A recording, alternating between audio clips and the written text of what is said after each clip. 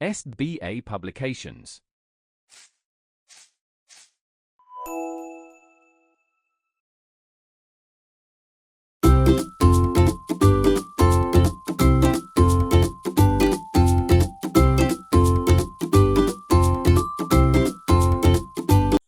Hello my dear students, कैसे हैं आप सब। मैं उम्मीद करती हूँ आप सब बहुत अच्छे होंगे। प्यारे बच्चों, आज हम पढ़ेंगे एक नया विषय और आज के हमारे विषय का नाम है लिंग। आज हम जानेंगे लिंग के बारे में। तो चलिए आज की कक्षा प्रारंभ करते हैं। प्यारे बच्चों, लिंग को अंग्रेजी में जेंडर्स के नाम से भी जानते हैं, जैसे लड़का, लड़की, पिता, माता।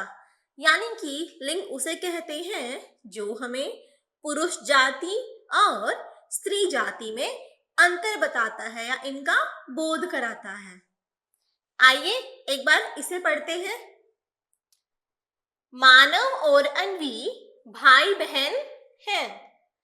मानव और अन्वी क्या है? भाई बहन।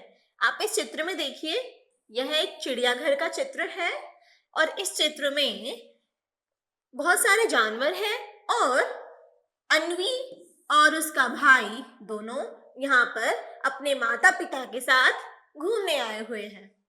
वे अपने माता पिता के साथ चिड़ियाघर देखने गए हैं। ये उनके कौन है? माता पिता। वहां उन्होंने शेर, शेरनी और मोर व मोरनी भी देखे। वहां उन्होंने क्या क्या देखा? शेर, शेरनी, मोर, मोरनी।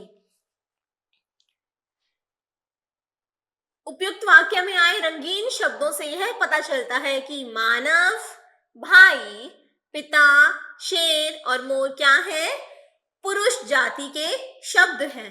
यानी कि भाई, पिता, शेर और मोर, ये चारों शब्द और यहाँ मानव शब्द भी, ये चारों पांचों शब्द क्या हैं?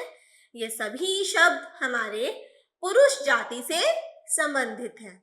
इसी प्रकार यहाँ पर जो स्त्री जाति के शब्द दिए गए हैं, जैसे बहन, माता, शेरनी, मोरनी और यहाँ नाम भी दिया गया है एक बालिका का, अन्वी। तो यानी कि जो ये शब्द दिए गए हैं यह स्त्री जाति से संबंधित है। तो यह ही हमें लिंग का बोध कराते हैं। यानी कि जिस संज्ञा शब्द से व्यक्ति की जाति का पता चले उसे ही हम लिंग कहते हैं। तो प्यारे बच्चों, आपको लिंग के बारे में ज्ञान प्राप्त हुआ कि लिंग किसे कहते हैं। चलिए पढ़ते हैं लिंग के भेद। लिंग के दो भेद होते हैं, पुल्लिंग और स्त्रीलिंग। आइए पुल्लिंग के बारे में जानते हैं। पुल्लिंग यानी कि वे शब्द जिनसे हमें पुरुष जाति का बोध होता है, जैसे लड़का, पिता, नाना, शेर। ये क्या है? यह सभी हमारे पुल्लिंग जाति के शब्द हैं। जैसे राजा, चूहा, कवि, बैल। अब है हमारे पास स्त्रीलिंग शब्द। तो स्त्रीलिंग शब्द कौन से होते हैं? वे शब्द जो हमें स्त्री जाति का बोध कराते हैं, जैसे लड़की, माता, बहन, शेरनी, मोरनी। यह क्या है? यह सभी हमारे स्त्रीलिंग जाति के शब्द यानी कि स्त्री जाति का बोध कराते हैं। आइए देखते हैं, यहाँ हमें कुछ पुल्लिंग शब्द दिए गए हैं और कुछ स्त्रीलिंग शब्द दिए गए हैं। पढ़ते हैं चलिए। सदैव पुल्लिंग और सदैव स्त्रीलिंग। यहाँ पर हमें वे शब्द दिए गए हैं बच्चों, जो शब्द हमेशा पुल्लिंग ही रहते हैं और जो हमेशा स्त्रीलिंग ही रहते हैं, यानी कि जिनका लिंग परिवर्तन एक प्रकार से नहीं किया जाता। आइए देखते हैं। जैसे पेन। आप क्या बोलते हैं? यह पेन मेरा है। क्या आप ऐसे बोलते हैं कभी? यह पेन मेरी है। इसका मतलब है कि जो पेन शब्द है वह पुल्लिंग जाति से संबंधित है। इसी प्रकार रास्ता, फूल, कौवा, दूध, कान, सिर, भारत, झरना, बगीचा, चीन, पहाड़, नाला, जापान, आम, पलंग। ये सभी शब्द कौन से हैं? यह सभी हमारे पुल्लिंग जाति के शब्द हैं जो सदैव ही पुल्लिंग रहते हैं। अब है हमारे पास कुछ सदैव स्त्रीलिंग शब्द, यानी कि वे शब्द जो हमेशा से ही स्त्रीलिंग हैं, जिनका पुल्लिंग रूप होता ही नहीं है। जैसे हम कहते हैं नदी बह रही है। क्या आपने कभी ऐसा सुना है कि नदी बह रहा है? नहीं, क्योंकि नदी शब्द क्या है? नदी शब्द तो स्त्रीलिंग शब्द है। आइए इसी प्रकार के कुछ शब्दों को पढ़ते हैं।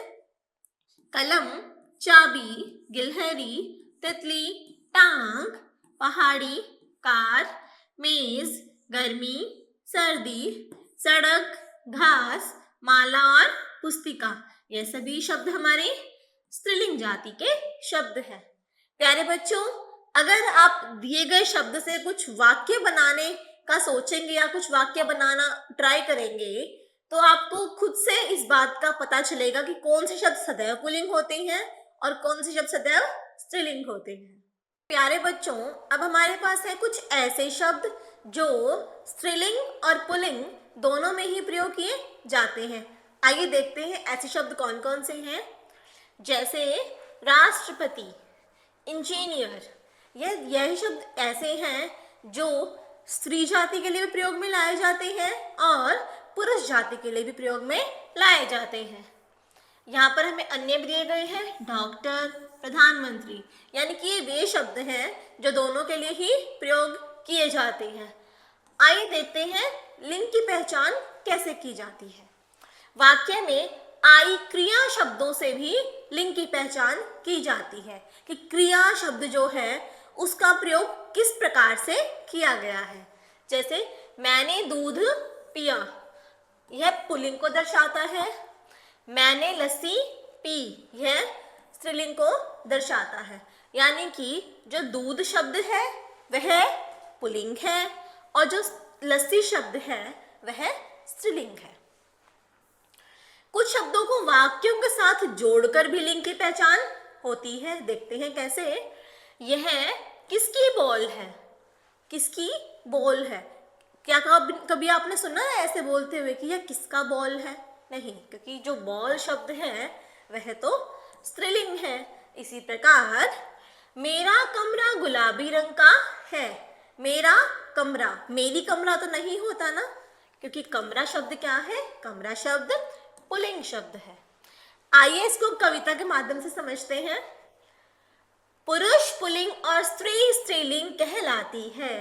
यह भेद यदि समझ लें तो लिंग की पहचान आती है। आइए एक बार मेरे साथ फिर से पढ़ते हैं। पुरुष पुल्लिंग और स्त्री स्त्रीलिंग कहलाती है। यह भेद यदि समझ लें तो लिंग की पहचान आती है। प्यारे बच्चों, आइए एक बार दोहराते हैं आज हमने क्या क्या सीखा। जिस संज्ञा शब्द से व्यक्ति की जाति का पता चलता है उसे क्या कहते हैं? उसे लिंग कहते हैं। लिंग के कितने भेद हैं? लिंग के 2 भेद हैं, स्त्रीलिंग और पुल्लिंग। जिन शब्दों से पुरुष जाति का बोध हो उन्हें क्या कहते हैं? पुल्लिंग। और जिन शब्दों से स्त्री जाति का बोध हो उन्हें क्या कहते हैं? स्त्रीलिंग। प्यारे बच्चों, आज हमने लिंग के बारे में जाना, लिंग की परिभाषा पढ़ी, उसके भेदों के बारे में जाना। हमने कुछ ऐसे शब्दों के बारे में भी जाना जो सदैव पुल्लिंग होते हैं, सदैव स्त्रीलिंग होते हैं, और कुछ ऐसे शब्दों के बारे में भी जाना जो दोनों में समान रूप से प्रयोग में लाए जाते हैं। प्यारे बच्चों, अब आगे आपको अभ्यास कार्य दिया गया है जो इसी पाठ पर आधारित है। इसे आप स्वयं करने का प्रयास करें। तो प्यारे बच्चों, आज की हमारी कक्षा यही समाप्त होती है। मिलते हैं अगली कक्षा में एक नए विषय के साथ। आज के लिए इतना ही। धन्यवाद।